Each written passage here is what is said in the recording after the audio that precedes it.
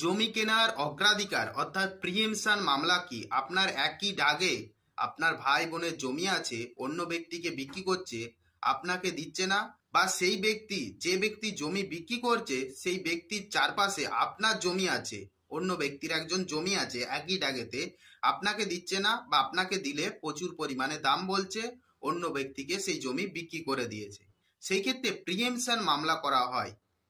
এই যে কো শেয়ারার, এই কো শেয়ারার ব্যাপারটা কি জানেন তো? Co sharer of a raiyat in a plot of land. ধরুন 1 একর জমি আছে 3 ভাইয়ের, বিনয়, বাদল, দীনেশ। সেই ক্ষেত্রে 1 একর জমির মধ্যে বিনয় কি করছে, সেই জমি বিক্রি করে দিচ্ছে, পাশের যে 2 ভাই আছে তাদেরকে বিক্রি করছে না। এই যে পাশাপাশি যাদের জমি আছে এদেরকে বলা হয় কন্টিজিয়াস পার্সন, তাদেরও অধিকার আছে সেই জমি কেনার।